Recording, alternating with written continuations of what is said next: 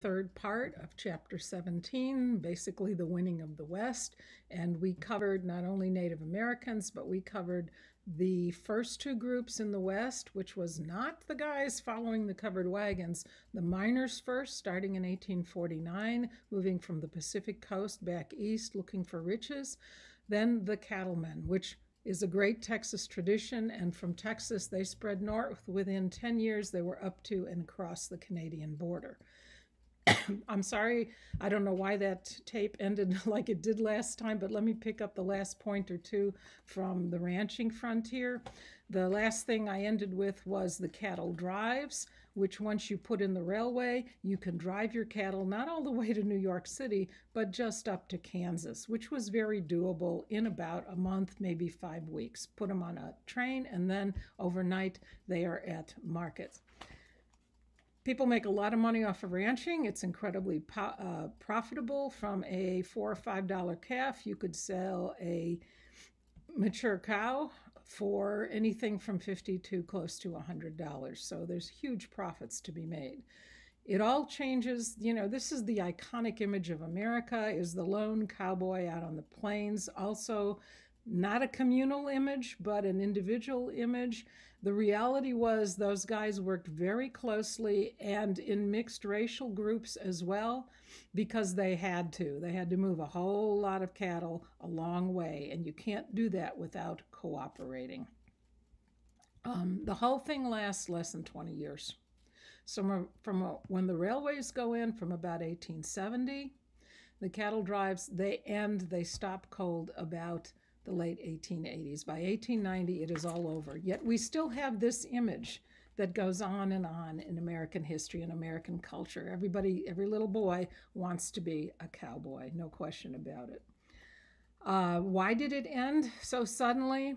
Partly you have a lot of cattle on the market, probably more than the market could absorb.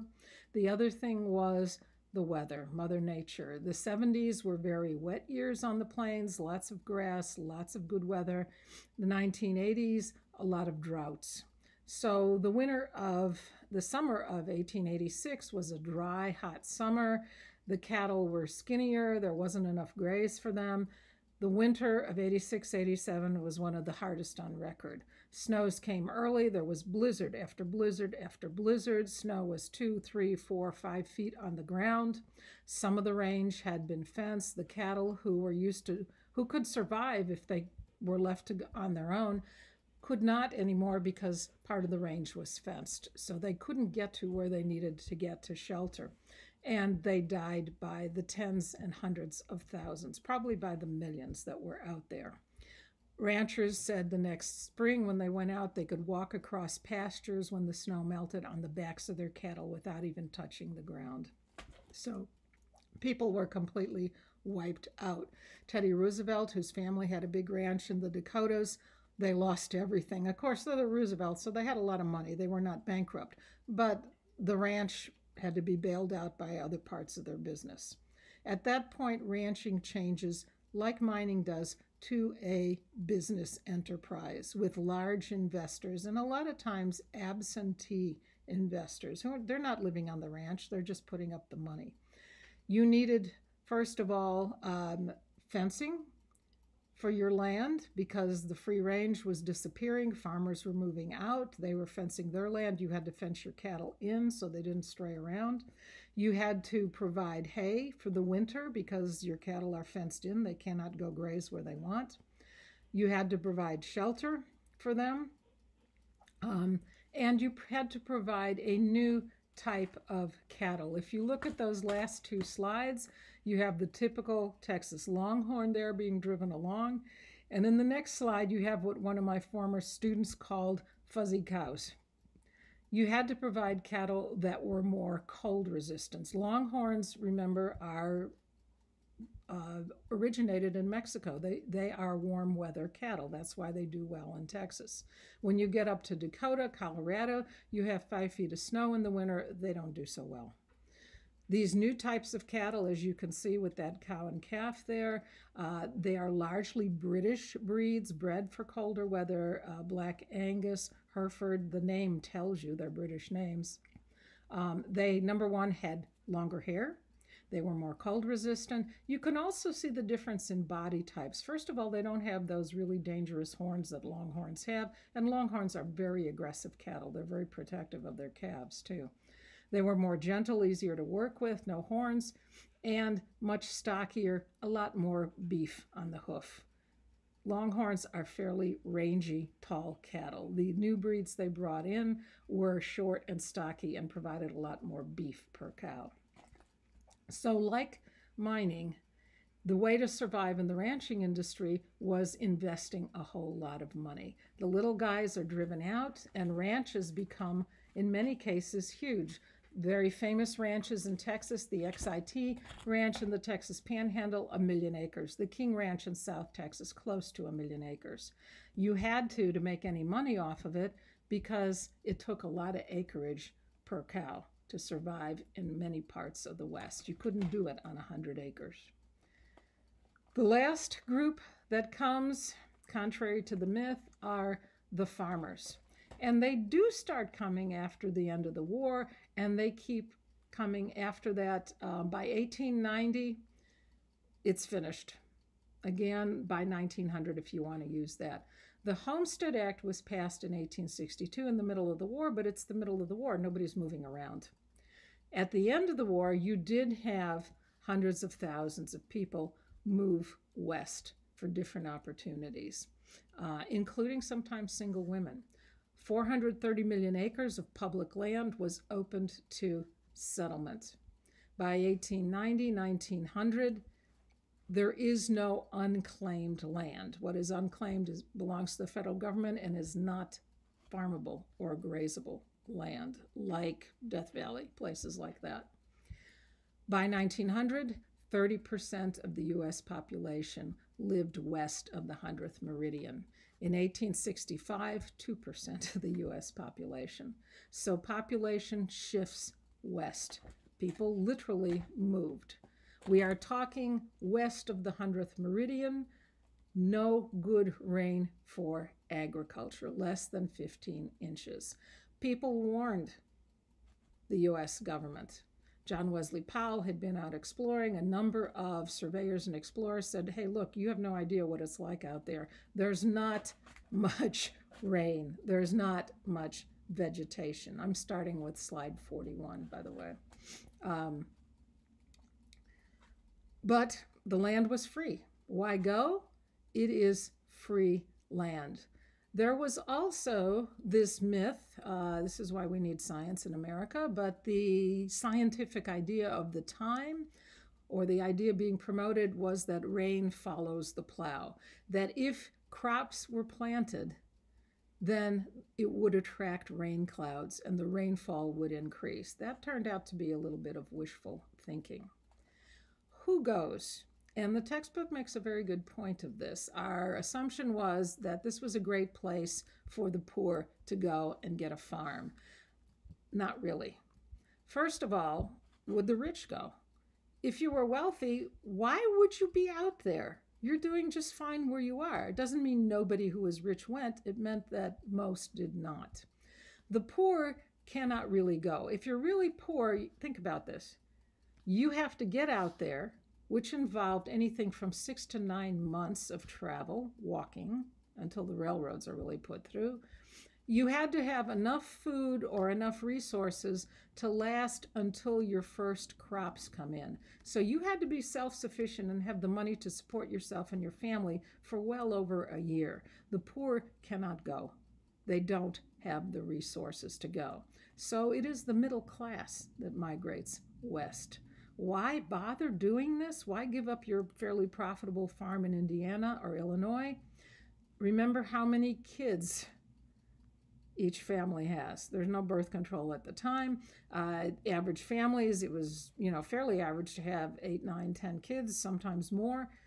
Half of them are going to be sons. You have a very nice 100-acre, 150-acre farm in Illinois or Indiana or Iowa, 100-acre farm in Illinois, you can do quite well.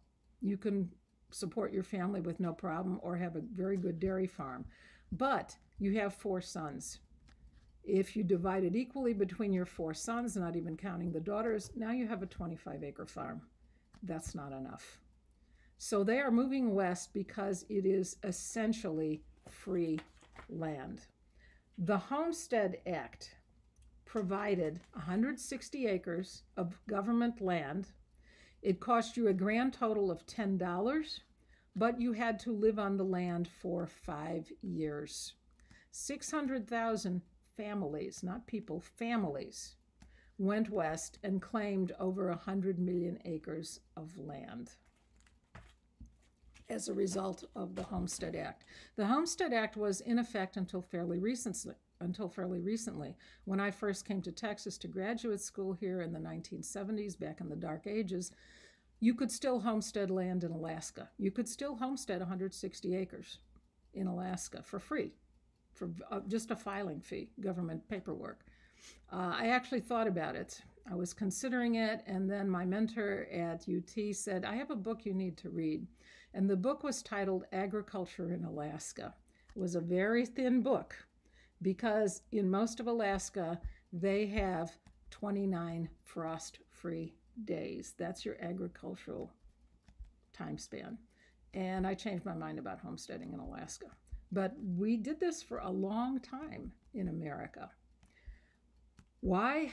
Because it's free land. The government was handing out free land. Not only Americans, but foreigners too could also do this. And if you look at that map in the textbook, you can see the northern tier of states, Dakota, Minnesota, part of Michigan. There's a huge number of immigrants there. Why? Wheat farms. And again, they're not making more land in Europe, but you could come to Minnesota with your family and claim 160 acres and actually make a living for your family. What happened? Remember, this was called the Great American Desert. They saw it as an uninhabitable place until the bison and the Indians are both wiped out. But still, people stopped because this was land that they were not familiar with. There was very, very few rivers, and what was there sometimes was seasonal or much smaller than east of the Mississippi. So they had really a problem with water sources. You cannot live, you cannot feed your stock, you cannot grow crops with not enough water. Immediately, this is one of the great periods in American history because Americans got to a completely new terrain they weren't familiar with. And within 15, 20 years, they had solved all the problems of how to live in a brand new area. It is one of the great moments in world civilization. There's no water. What do? Look at the next slide. Somebody invented a windmill. There's lots of wind on the plains. You had to dig down anything from 30 to 100 feet. You did have to buy the materials for about $50, and the wind pumped your water to the surface. So now you had water for yourself, for your animals, but not to raise crops on. You can't take windmill water and water 150 acres. It's not possible without an irrigation system, and that came much later. There are no trees. East of the Mississippi, everybody was used to all of the timber you needed. If you have no trees, how do you build a house? Again, one of those next slides, you have the very quick solution to it. They built houses out of dirt. They were called sod houses. And what they did was go out with a nice big knife and they cut big chunks literally out of the prairie. Prairie grasses, because the rainfall is so scarce, their roots go very deep. So when they cut a big square out of the ground, the roots of the grasses held the dirt together because they were very tough, they were very interlocked, they went down a long way. You can see in that picture, you could also use it for a roof, and most people did. And it was relatively waterproof, unless it was a really, really downpour. So they solved the problem of no building materials. There were no log cabins out there because there were no trees. East of the Mississippi, the other thing lumber is used for, trees are used for, is to build fencing. That's what Abraham Lincoln did before he got into politics. He was the rail splitter. You would take trunks of trees, you would split them into pieces and pile them up and make rail fencing out of it. Get out on the plains, there's no trees. There's certainly not enough to make fences out of. Again, almost immediately within 10 years, Joseph Glidden in Illinois invents barbed wire, which in Texas we call bob wire. It's not, it's barbed wire. Again, you can see real quickly in the photograph. I know most of you who are native Texans know all this stuff, but there are many people who do not know this. This keeps your cattle in, it keeps other animals out. And you did have to bring posts out for it, but the whole fence was not made of wood. The rest of it was made of wire, and it was fairly inexpensive. And if you go to any barbecue place in Austin, almost always they have this plaque on the wall with 92 different kinds of barbed wire. All kinds of different patterns were made. Very effective for cattle and horses. What I learned when I was working in the Forest Service in Wyoming, not at all effective for bison. So it's a good thing the bison were wiped out pretty quickly. Bison put their head down and go right through that. We had next to our district a man who was a rancher, and he had, just for his own amusement, a small herd of about 15-20 bison. They had this stockade fence around their pasture. He was using telephone poles as the posts and all kinds of barbed wire. They went right through it. They were always gone, and he was always having to round them up. So until you get rid of the bison, you can't do too much farming out there either. But barbed wire was a good solution to that. The other thing wood is used for east of the Mississippi, of course, is fuel. You burned firewood, which we still do. There's no trees west of the Mississippi River, west of the 100th meridian. What do you use for fuel? And what settlers used was what Native Americans had been using for millennium. Native Americans used buffalo chips. Settlers used cow chips. What was this? Manure. And I know that sounds really gross. They did not use wet manure, fresh manure. They waited till it dried because it's largely vegetable matter. It burns fairly reasonably. It burns fairly cleanly. It does not stink very much. So that became your fuel. How did they get there? This is one of the more amazing great migrations in human history. They went on the Overland Trail, and the textbook does a pretty detailed description of that. Depending on how far you were going, if you were going to Colorado or east of the Rocky Mountains, approximately 5 to 6 months. If you were going to Oregon or California, more like 10 or 11 months. Covered wagon carried all your stuff, pulled by oxen, not by horses usually. Oxen were much tougher. They did not break down. They would eat almost anything. Horses were a little bit more touchy and delicate to use. So almost always they used oxen. So you know how fast they're traveling. Walk behind a cow sometime. They go about 2 miles an hour. You can't get them to go a whole lot faster. So an average day was 12 to 15 miles. That was a good day. And those are not rainy days. So if you figure out 1,000 miles, roughly from the Mississippi to the foot of the Rocky Mountains to Denver or Colorado or New Mexico, you are talking about 6 months at 10 to 15 miles per day. Later on, the railway came through fairly quickly, and it took 2 days to get there. But you cannot take your livestock on the railway, and you can't take all your possessions. So most people continued to go with covered wagons, and there were regular wagon routes. They joined together in wagon trains. We all know the old movies about this. You're ever in southern Wyoming, there is a place in the Rocky Mountains, which are a pretty high mountain chain, where it's a low place, where there are no steep mountains, and that is in southern Wyoming, and it's called South Pass. If you drive through there, there are places, I've done this, you can get out of the car and look, and you can see the tracks of the wagon wheels that were ground into the rock. So many wagons passed that way, one after the other, staying in the tracks, that there are permanent cuts in the rock surface where the Overland Trail went. It's kind of neat to see. So this is a very slow, very tedious trip. You walked because you didn't want to put extra weight on your animals, pulling all your possessions, plus your farm implements, plus enough food and supplies for at least the journey, if not longer. So you're talking hundreds of pounds of flour and all coffee and sugar and other things. If you were 8 months pregnant, you could ride in the wagon. If you were a very old person, you rode in the wagon. If you were a child under 5, you could ride in the wagon. Everybody else walked every day.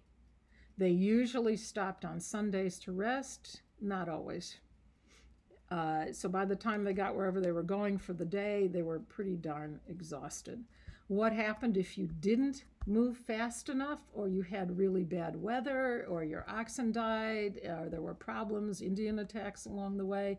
You had better, if you're going to California or Oregon, get through the mountains before the winter snows come. And there are a couple books on that reading list of what happens if you don't get through the mountains before the snow comes. The Donner Party, which was a wagon train led by a Mr. Donner, didn't make it. And it's a very famous story about what happens to people in dire circumstances and extreme conditions. So these guys go out. They claim 160 acres of land. And the actual fact is that about 600,000 families went west and claimed land. 2/3 of those, about 400,000 families, failed. They either went back home, they continued on to California, they gave up farming. Why? 160 acres in West Texas does not do you very much. And people told the government, you cannot have 160-acre farms. You have to make the areas bigger. It does not work. And the 1870s, again, were wet years, so most of the time they could make at least a wheat crop. Corn does not grow with 15, 20 inches of rain, but they could make a wheat crop in that. The 1880s come, and it's dry years. And 2/3 of them failed. So all those little covered wagons, many of them came back home after that. What happened with farming is the same thing that happened with mining, the same thing that happened in ranching. It became a big business. The bigger guys bought out the smaller farms. And they figured out pretty quickly, and again, these are American inventions by John Deere and McCormick. We very quickly figured out ways to create machinery to farm large areas, specifically of wheat. You got about 20 bushels of wheat per acre. A bushel is a big basketful.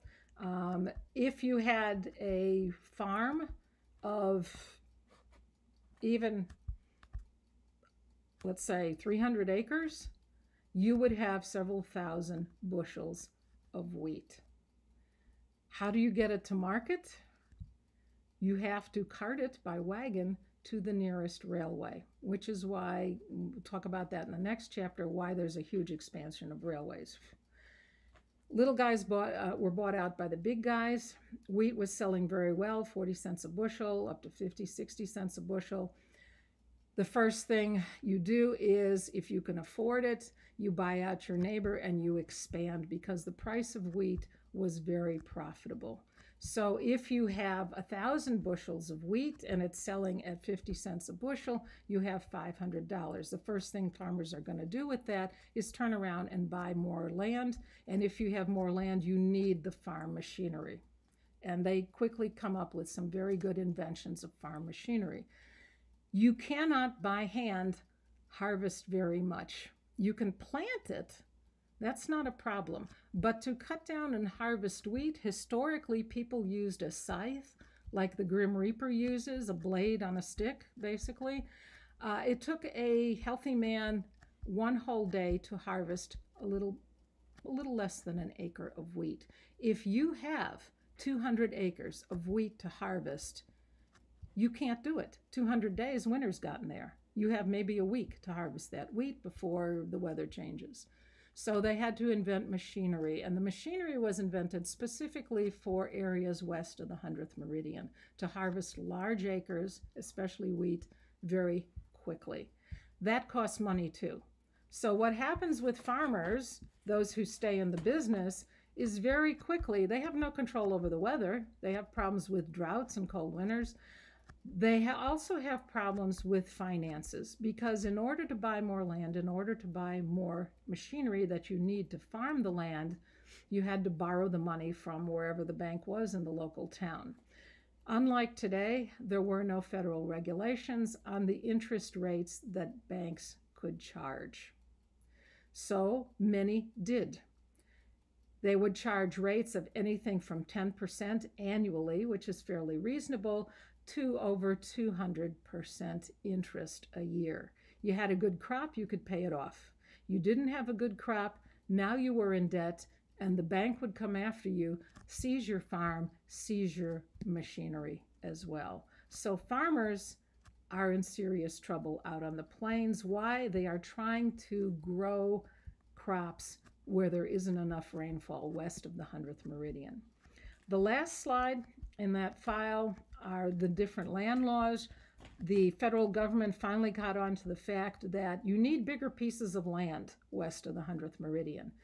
I don't care about the dates. I don't really care even about the names, other than, of course, the Homestead Act, which was the crucial one. But very quickly, the government started making easy ways to increase your land size. The Timber Culture Act, and again, just look at the date, 73, so they're catching on pretty fast here.